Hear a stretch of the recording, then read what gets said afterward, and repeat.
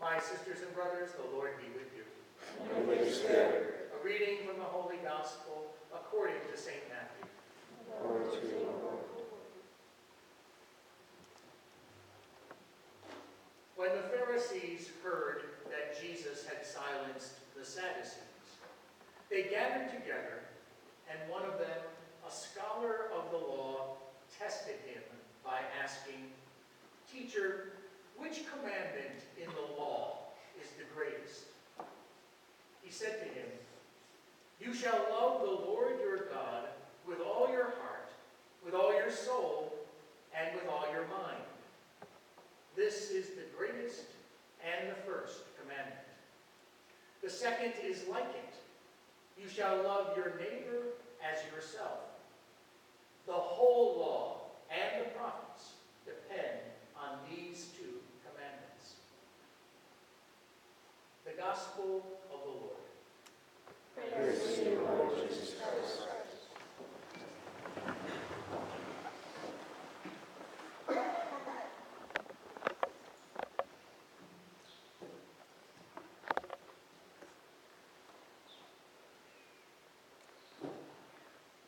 Every 4 years, my Franciscan community gathers in chapter. Every member of our community gathers in chapter. And for the last 2 chapters, they were held in Buffalo, New York, of all places.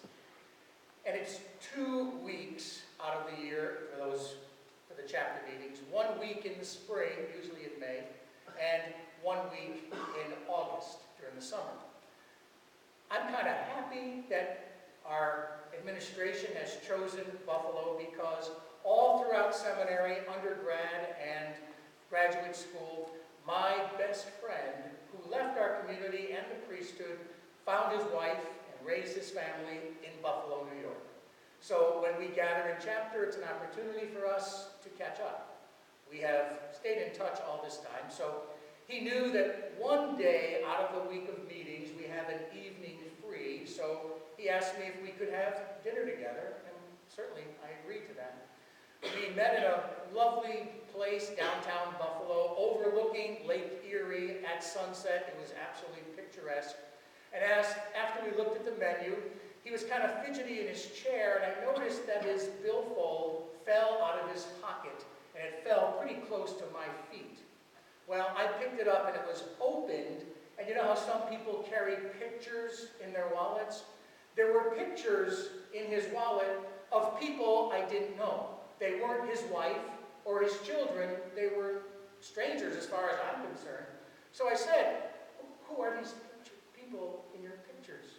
He said, "Well, this woman," and he showed me the picture, "is someone I work with, and for the last few months, she's been gossiping behind my back and trying to ruin my reputation." I said, "Okay. Well, who's the other guy?" He said, "The other guy is a neighbor who lives 2 houses away from us.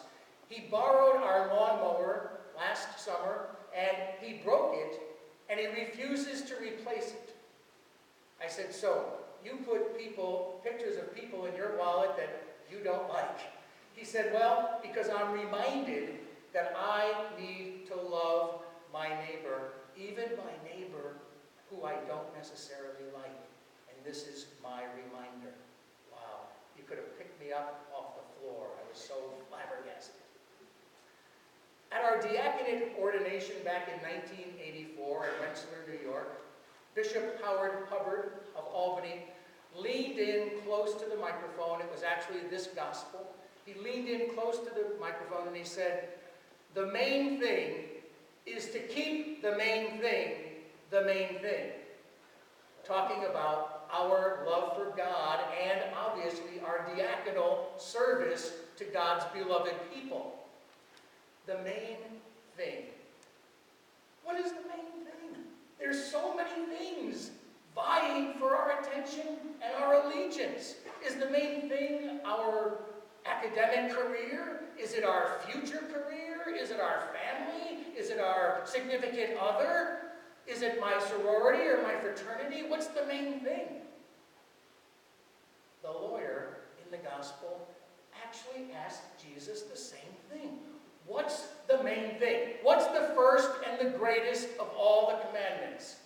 Because there were 613 laws that made up the Mosaic Law.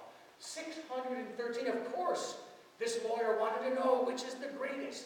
And Jesus quotes from Deuteronomy chapter 6. Every good Jew should recite those words called the Shema at sunrise and sundown. Hear, O Israel, the Lord your God is Lord alone. You shall love the Lord your God with all your heart, with all your soul, and with all your strength. Every good Jew would have recognized that as the main thing. And then Jesus does something that no other rabbi up to him has done. He took a lesser law in the book of Leviticus and took it and put it right up with that first main thing and said, these two together are the most important thing. Yes, love God above all else, but also love your neighbor as yourself. In our first reading from the book of Exodus, we get to hear at the very last part of the reading one of the characteristics of God who speaks and says, I am compassionate. Compassionate, my brothers and sisters, is love in action. Before I came here, I was pastor of a medium-sized parish in southern Connecticut, in Danbury, Connecticut, and we installed an elevator that had an outside door. And so, to keep it secure, we had a lock on it, and we built this glass enclosure with a nice roof, and it had a sliding door that was motion sensitive, so we'd come by and it would open up.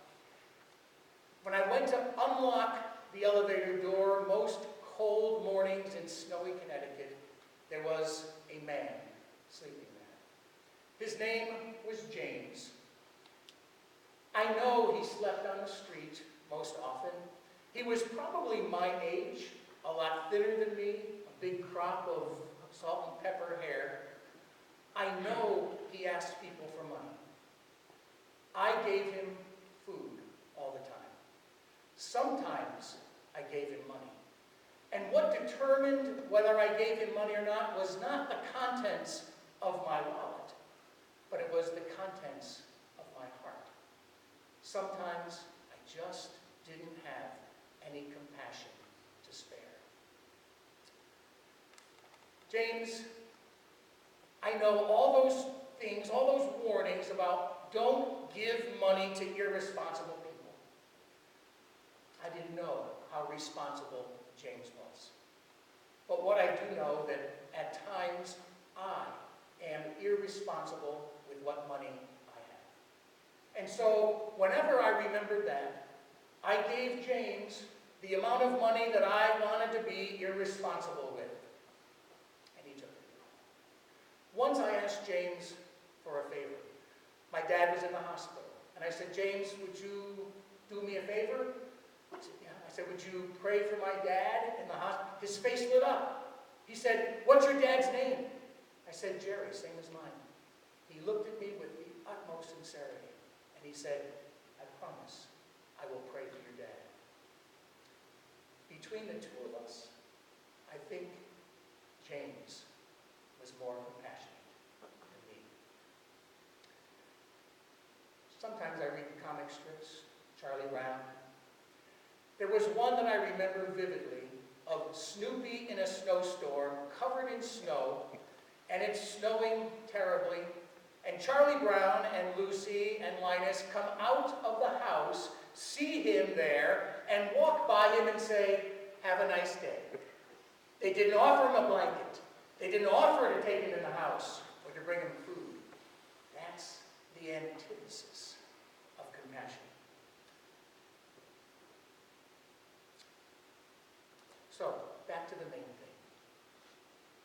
If the main thing is loving God above all else, and loving our neighbor as ourselves, how do we keep focused on the main thing? There's so many distractions in our lives, but we do truly have to focus as if we're balancing a glass of water on our heads. We have to focus. If loving God above all else is so important, then we need to find time to spend with God. We need to be able to tell God how thankful we are for all of our blessings. We need to read a little bit about Jesus in the Scriptures so we'll get to know who it is we're supposed to love and imitate. We have to focus on our neighbor, our needy neighbor. Not necessarily out of town or downtown or out of state. Maybe someone who's needy in our own environment, in our classroom, in our dorm, in our apartment. Someone who needs a pat on the back or just a smile from us. We are so distracted each and every day, we really need to focus on what the main thing is if we're going to accomplish it in our lives. Imagine if that were wine, I'd have really been careful. C.S. Lewis, one of my favorite authors, his book, The Joyful Christian, puts Christ's great commandment of love of God and neighbor into perspective for us. He says these words, next to Jesus, present in the Eucharist, our neighbor is the holiest person we know, because in him or her, Jesus Christ is truly hidden. Even the neighbors who don't like us, or we don't like, Jesus Christ is truly hidden. I can't define your neighbors for you. You know who they are, who you are supposed to love like you love yourself. As St. John, one of the apostles, said, how dare we say we love the God we don't see?